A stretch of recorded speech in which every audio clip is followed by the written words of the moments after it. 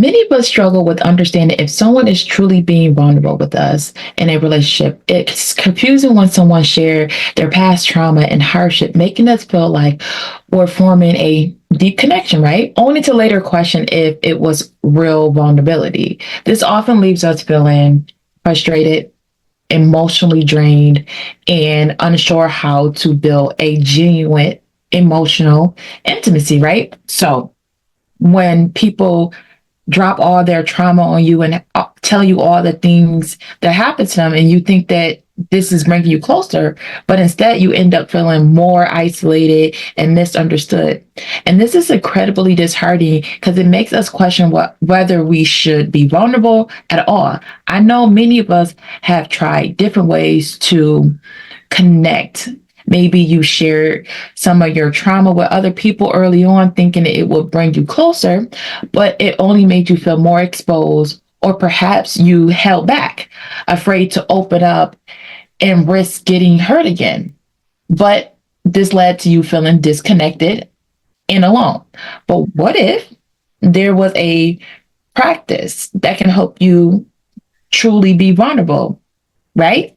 Without feeling drained or overwhelmed? Well, guess what? Today, we're diving into that topic.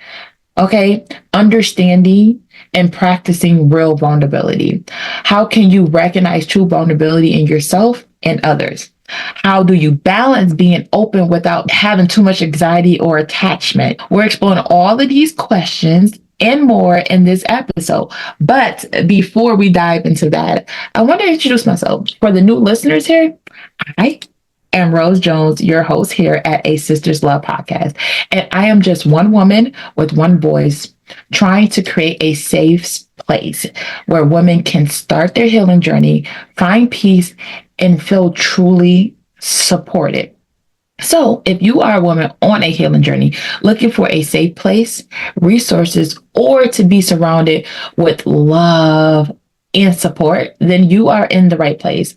We would love for you to be part of our sisterhood. To do that, all you have to do is hit that subscribe button, turn on your notifications so that you don't miss another episode of A Sister's Love podcast. And don't forget to join our new Facebook group called Sista, Let's Heal Together. It's a place where we go deeper into the conversations that we start here. We share our stories and we get the support that we need to turn that pain into power. So I hope you're ready to explore what true vulnerability looks like. Now, let's get started on this episode of A Sister's Love podcast. Welcome to A Sister's Love, the podcast that helps women who are healing by having those deep conversations, giving practical advice and words of encouragement. Come on, let's talk about it. Hello, my beautiful sisters. Welcome back. I'm so happy to see you guys back here. I so truly appreciate you guys coming back to another episode to be with me. For me to be with you on your healing journey, this is truly an honor. And today we're going to be talking about vulnerability. I'm going to start this episode off with a question that I found on Reddit. That question is, how do you know if someone is truly being? I'm going to read you the question and the information that the person had on their profile, and then I'm going to break it down to you, and we're going to explain this in depth. So if you're having the same issues, I can help you out. Let's get started on today's question. How do you know someone is truly being vulnerable with you? And how to be vulnerable with yourself on this healing journey so that you can let people in and let things out. You know what I mean? Let's get started on that question. So on Reddit, it says, in the past, I have dated people who initially believed to be emotionally available and secure because I thought they were being vulnerable with me. I thought I had a strong connection with them because they shared too much about themselves with me. But now in perspective, I realized those things shared were quite specific, and that was usually past trauma, hardship, and things that painted them often as the victim or someone who has repeatedly been wronged by the world. Now, I realized that I don't think that it was vulnerability at all. In fact, when things like that are shared too early or too excessively, I now see it as a sign of someone who is very unhealed or emotionally immature. Often, someone who is not able to take responsibility for their individually role in things, who just externalize blame. All this has got me thinking more about what real vulnerability actually looks like and how I can be conscious of it by future relationship. I'm still not sure. I really don't know what it looks like. Also wonder where the lines between being vulnerable and perhaps being too excitedly attached and repeatedly open up to someone who is not receptive of it. So let's go to the first part. In the past, I have dated people who initially believed to be emotionally available, secure, because I thought they were being vulnerable with me. I thought I had a strong connection with them because they shared so much about themselves with me. It's common to interpret someone sharing a lot about their personal lives as a sign of emotional availability and security. When someone opens up about their experience, it can create a sense of closeness and connection. However, it's important to figure out the difference between genuine vulnerability and simply someone sharing personal information. Genuine vulnerability involves more than just sharing. It includes emotionally honesty, responsibility, and the willingness to be seen and accepted as you are. The initial belief in the emotional availability often stems from the depth of their sharing, which can be misleading if not coupled with emotional maturity. Now, let's address why someone may be sharing these traumatic experiences so early on. They might be seeking emotional support and validation that they lack in other areas of their life. By sharing their trauma, they hope to receive the empathy and understanding that they feel they are missing. An individual who shares trauma quickly may lack healthy coping mechanisms to deal with their past experiences. Instead of processing their emotions in a balanced way, they might overshare, the way to offload their emotional burden. A lack of self-awareness can lead to oversharing. They might not realize how their sharing is perceived by others or how it impacts the relationship dynamic. They might also be unaware of a healthier way to build intimacy. They might lack strong emotional boundaries. Without these boundaries, they might not understand the importance of pacing their sharing and might disclose too much too soon in an attempt to create a closeness. So sharing trauma quickly can be a sign that they lack a sense of security in a relationship. They may be looking for immediate reassurance that they are accepted and loved despite their past. They might lack trust, both in themselves and in the relationship. By sharing their trauma early, they might be testing the waters also to see if this other person will accept them unconditionally, which can be a way to gauge if the relationship is trustworthy. They might not have fully resolved their past trauma. When past issues remain unresolved, they tend to surface repeatedly and share these experiences because becomes a way to continue seeking resolution and understanding. That's mostly reason why people share too early and think that they're being vulnerable, but are actually just trauma dropping and they don't understand what they're doing. Because if they never learn healthy coping mechanisms and stuff like that, they will continue to share because that's what they're supposed to do. Now let's move on to the second part of the question. So all this got me thinking about what really vulnerability actually looks like and how I can conscious of it in my future relationship. I'm still not sure what it looks like. I also wonder whether the lines between vulnerability and perhaps being anxiety attached and repeatedly open up to someone who is not receptive of it. Now, let's talk about how to be more conscious of someone not truly being vulnerable in the future relationships, okay? If someone is frequently sharing their past trauma and hardship early in the relationship without discussing their current feelings and needs, it may be an indicator that they are not genuinely being vulnerable. True vulnerability involves being open about the present emotions and experiences. A person who is a person who is consistently blaming others for their problems and avoiding taking responsibility for their actions is not truly being vulnerable. Genuine vulnerability includes acknowledging our own role in a situation and emotions. When someone avoids discussing their current feelings and desires and fears, it can be a sign that they are not truly open. Real vulnerability involves sharing what is happening in their present, not just recounting past events. If your sharing seems superficial or rehearsed, it may not be a genuine vulnerability. True vulnerability often involves spontaneous and heartfelt sharing of emotions and thoughts. A person who is inconsistent in their behaviors and emotional sharing may not truly be vulnerable. Genuine vulnerability is a characteristic by consistency and openness and honestly. Over time, someone who shares personal stories primarily seeks sympathy or validation and is not truly being vulnerable. Real vulnerability is about mutual sharing and understanding, not just seeking emotional support. Now, let's identify some signs if someone is excited. I see it go, where the word to go is attached, have these attachments to you. So if someone has these anxiety attachments in a relationship, they often might be asking you, do you still love me? Or are you okay? Or are we okay? Because they fear abandonment and they might have an intense fear of being abandoned or rejected, making them overly clingy and despite scared of the relationship being ended.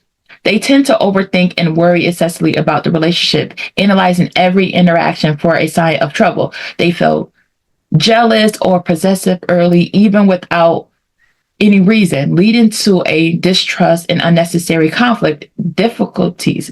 Being alone, they struggle with being alone and feel anxiety when you're not around and they don't respond immediately. They rely heavily on you for validation and self-worth.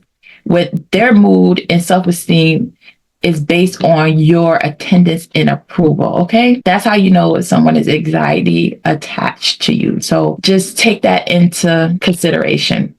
That's how you would know if someone is not genuinely being vulnerable with you and how to know if you have an anxiety attachment to someone or someone have an anxiety attachment to you. Now, let's go into the last part and we're going to talk about how to actually be vulnerable and how to be open and things like that. And then I'm going to give you a couple questions that you can ask yourself to identify if someone is being vulnerable with you or to see how you to be more vulnerable with yourself in relationships and things like that. So let's get it. Let's get it. Let's get it. Let's close this out with the questions of the day. Do real vulnerability look like? Real vulnerability involves being emotionally honest. This means sharing your true feeling, desires, and fear in the present moment. It's about expressing yourself authentically and not just recounting past experiences, talking and taking responsibility. True vulnerability includes taking responsibility for your emotions and actions. It's not about blaming others for your feelings, but acknowledging your own role in your experience and how you feel about them. Being truly vulnerable means being open to potential rejection and discomfort. It's about expressing your needs and desires, even when there is a risk that others people might not respond the way that you hope. Real vulnerability is a two-way street. It involves a mutual exchange of emotions and experiences with both parties are willing to open up and share honestly. Here is a few questions that you can ask yourself that can help figure out if someone is truly being vulnerable with you. Get your pens and papers. If you can't find one, it's okay because you know I got you. I created a vulnerability worksheet that covers everything that we went over in this podcast episode. To get access to that, all you have to do is join our free Facebook group called Sista Let's Heal, and you can get access to that worksheet. Now, let's get to the questions. 1, are they sharing their current feelings and experiences? Reflect on whether the person is discussing their present emotions thoughts, and experience. True vulnerability involves being open about what is happening now, not just recounting past trauma and hardship. Question number 2, do they take responsibility for their actions and emotion? Consider if the person acknowledged their role in a situation and their own emotion. Genuine vulnerability includes taking responsibility and not just blaming others for their feelings or circumstances. Question number 3, is they're sharing consistently and genuine. Observe if the person shared feelings spontaneously and heartfelt rather than rehearsing or superficial. True vulnerability is consistent and significant, showing that the authentic self over time. Number 4, do they express their needs and desire honestly? Reflect on whether the person communicates their needs, desires, and fear openly, even when there's a risk of discomfort or rejection. Real vulnerability involves honest expression of what they truly want and feel. Last but final, question number 5, is there a mutual exchange of vulnerability? Consider if a person is not only sharing their vulnerability, but also creating a space for you to share. True vulnerability is a two-way street. Like I said before, both parties feel safe to open up and support each other emotionally. Okay? Now, take these questions, write them down, and evaluate them. Use them, reflect on them. You can answer them for yourself or you can answer them for your partner. And if it's not true honesty and true vulnerability, then you can go take it back to the drawing board and explain to them what is actually happening, because 9 out of 10, they're not trying to be vulnerable. They're trying to have a trauma bond and they're just trying to get things off their chest. And you just don't want that. If you truly want to connect with somebody, you truly want them to have a safe space, you want to have open up and just not helping them with unhealthy coping mechanisms. Like, some people can talk, but do they really want a solution? Do they really want to do something about the information that they're giving you? A lot of people just want to get off their chest and just move on with life and like, yeah, or use it as a manipulative situation where people like, oh, I've been through so much. How can you leave me? Why are you leaving me? Why are you doing it? You know what I've been through. I opened up to you. I told you everything.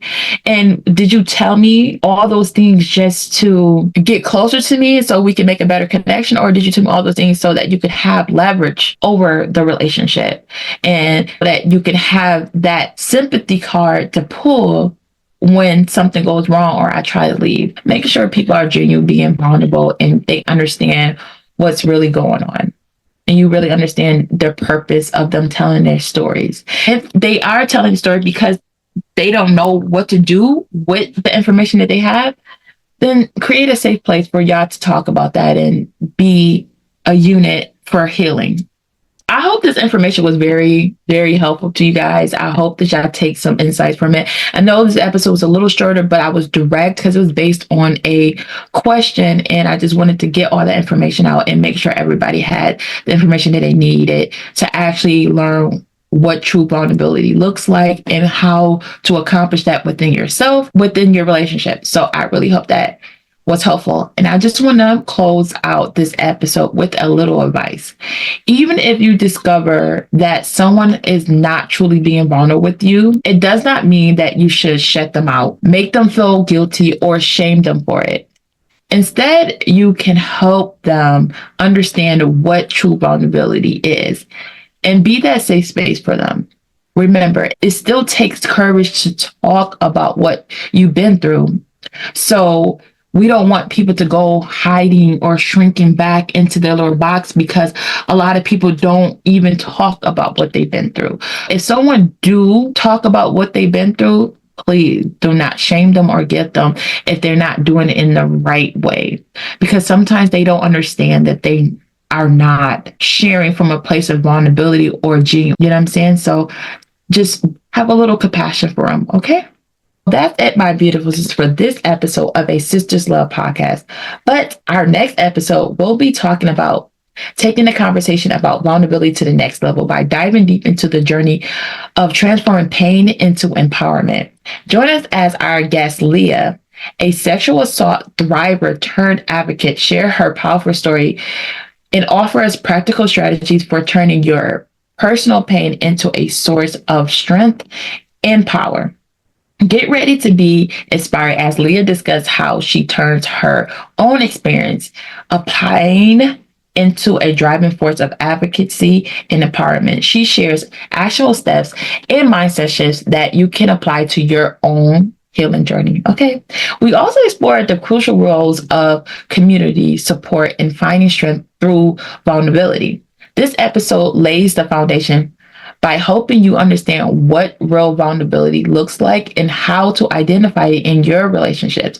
Next time, we'll build on that by showing you how embracing your vulnerability and pain can lead to incredible personal empowerment and resilience. Don't miss it. It is an episode that promises to provide you not just insight, but practical tools for transforming your life.